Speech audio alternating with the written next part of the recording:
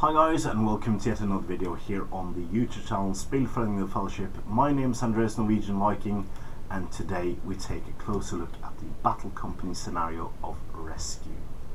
So, as with all the Battle Company scenarios, it is important to note that normally the player with the lowest company rating chooses what scenario to play. Now, this is not always the case, which we'll come into now. So with Rescue, it is the scenario you play when or if one of your heroes has received a injury and rolls a 3 on the hero injury chart.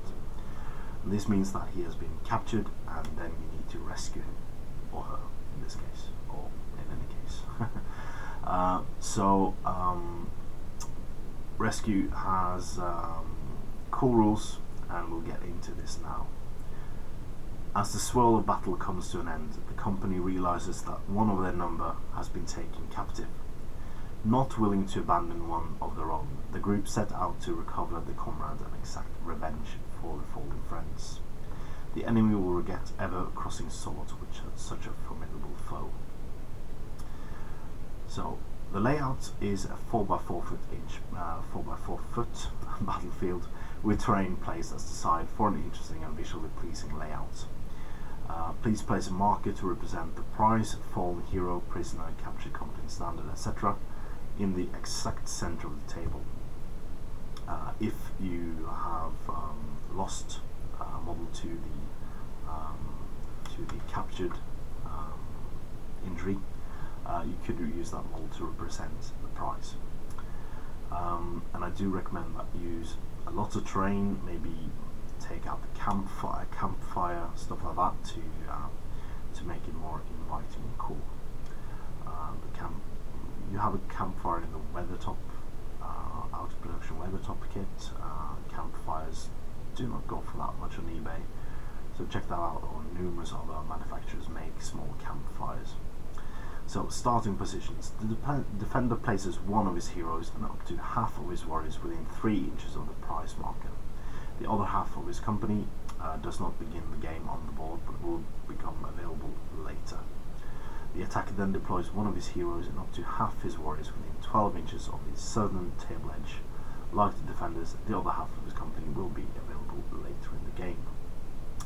So both players start with half his forces, one hero each. And this will hamper companies with a lot of heroes. So for instance, hobbits can get 7 heroes, I think, or 8. I'm not completely sure.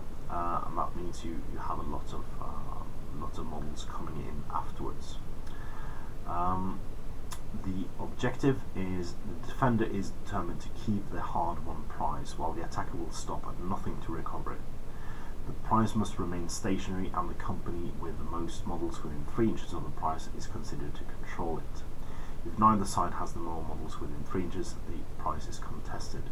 The game is over at the end of any turn where one company has been reduced to 1/3 of its starting company and the prize is not contested.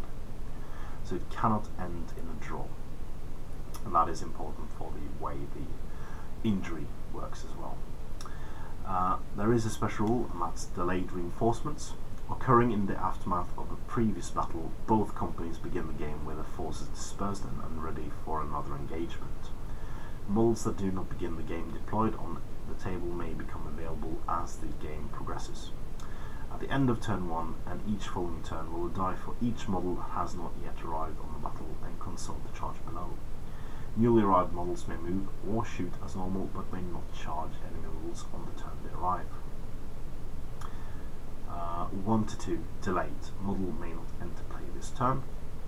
3 to 4, the model moves onto the board from the controlling player's table edge. And 5 to 6, the model may enter the board from the controlling player's table edge or either side table edge. So that gives you a greater advantage rolling a 5 or a 6. So that's basically it. And this does not particularly benefit a high number of models. Kind of goes towards elite armies because you have fewer rolls.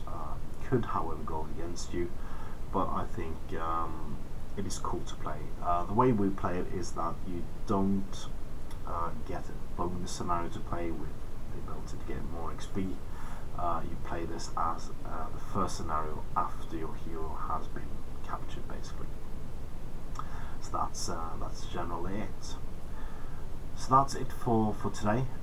Please join us tomorrow as we go for the next scenario in the series, which is Ambush, and another one of my favorites. One I usually open the series with, so that's really cool. So yeah, please join us tomorrow, and as always, please comment, like, share, and subscribe, and do support your Hobbit hobby.